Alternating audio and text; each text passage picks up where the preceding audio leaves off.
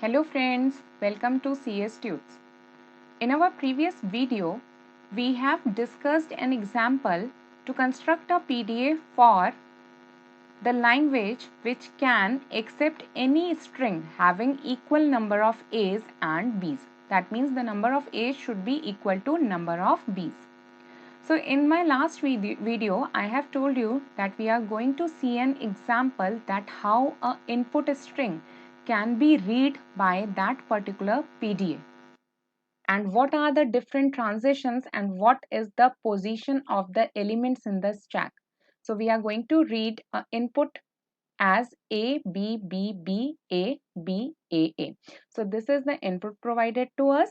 Now let's see what were the transitions we have created in our previous video for this particular PDA. So let me give you a brief description of the question. So the question was design a PDA that can accept a line which W belong to A, B asterisk such that W has equal number of A's and B's.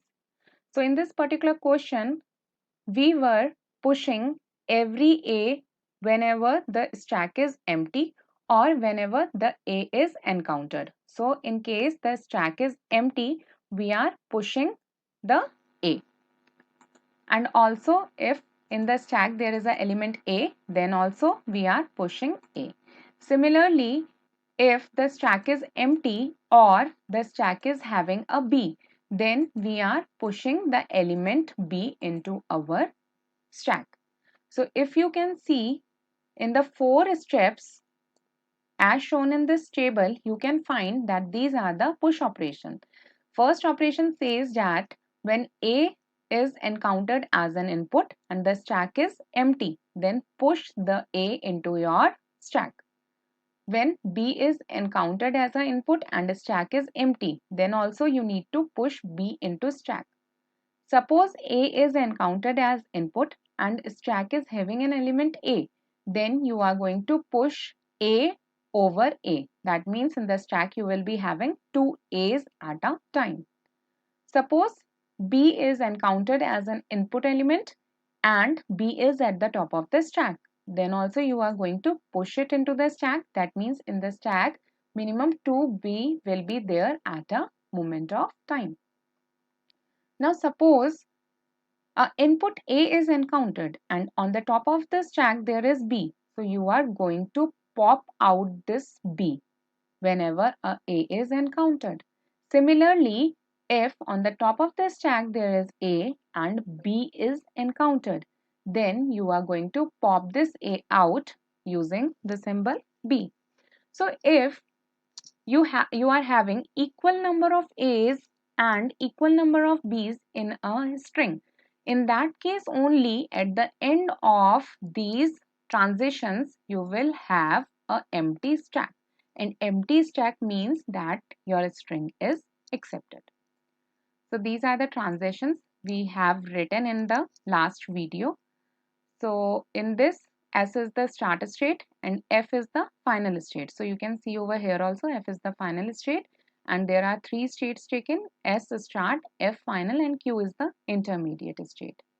And all the operations that is push, push, push, push are provided for A and B.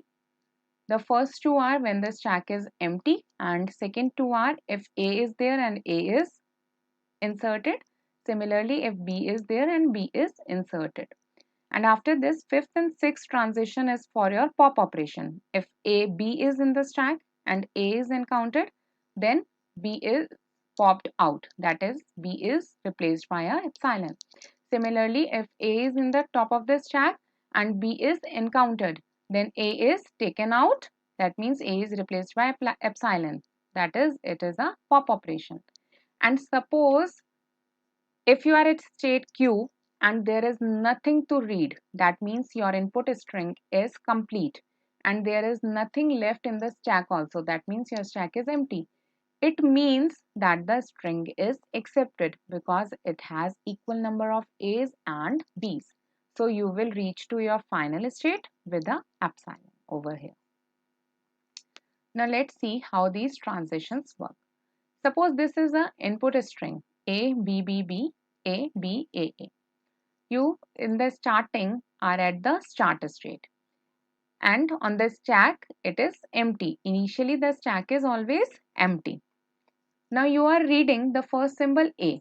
So if the stack is empty and you are reading first symbol A, then the stack will contain a symbol A. That means A is inserted into your stack. So this is the first operation which is used. That's why we have written first. So this first transition is used when you are reading a and on the top of the stack there is epsilon. Then in that particular case, you will insert, you will push a into your stack.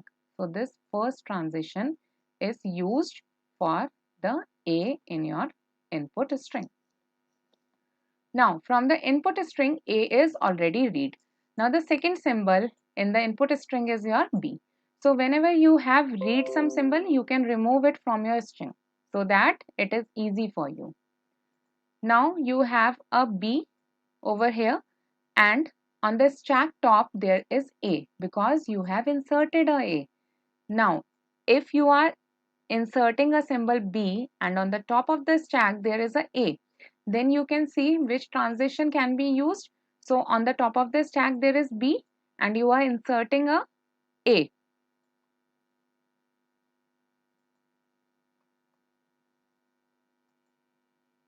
Sorry, on the top of the stack there is a and you are inserting a B. That means you are using a sixth operation, that is pop.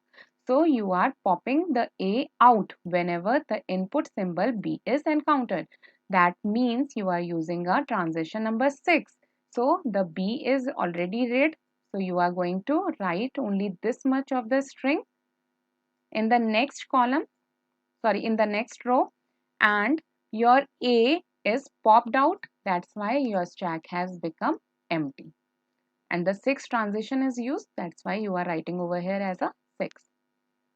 Now, suppose in this string, the input symbol is B and the stack is empty.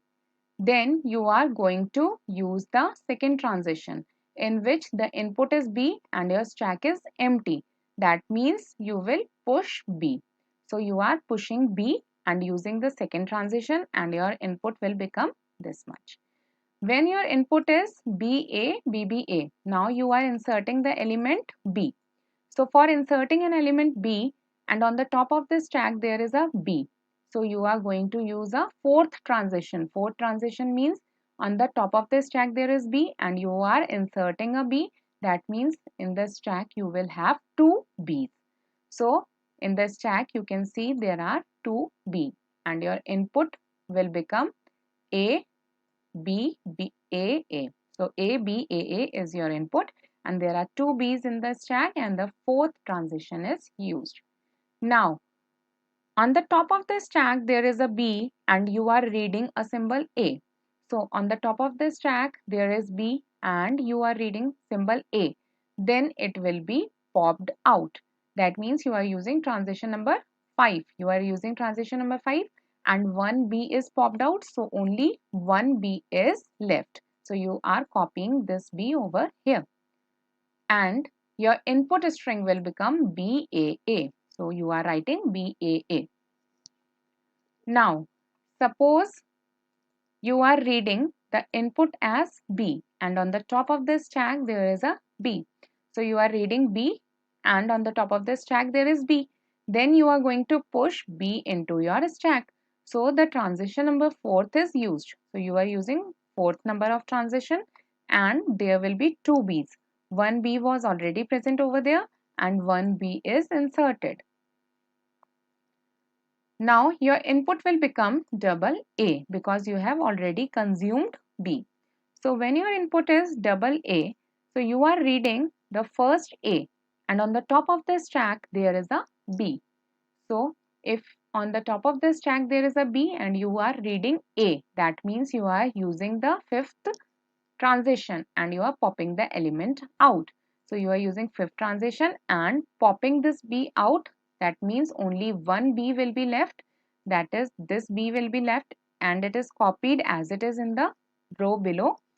Now, since one A is already read, So only one A is left. So you are using only one A over here. Now this one A will be read with a B in your stack. So suppose on the top of the stack there is a B and a symbol A is input. In this particular case, you are using transition number 5 and you are popping the B out. So you are using the transition number 5 and the B is popped out. That means your stack will become empty. When your stack becomes empty and the input string is also complete. So you have nothing to write. That means in the next row you are going to write a epsilon. Now you are at state Q. There is nothing to provide as an input, that is a epsilon, and on the stack top there is nothing, that means your stack is also empty. So you are at the final state, that means you are using the transition number 7.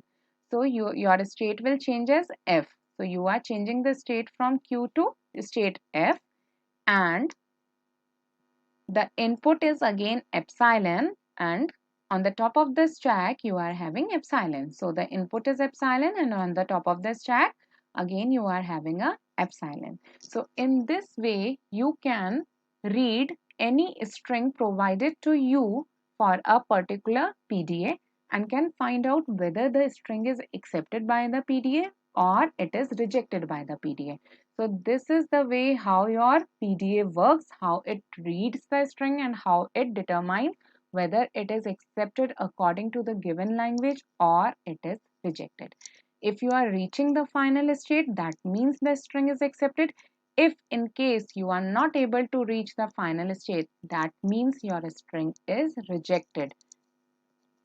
So this is all about this particular video. Thank you for watching our video. For further queries, please comment in the comment section below.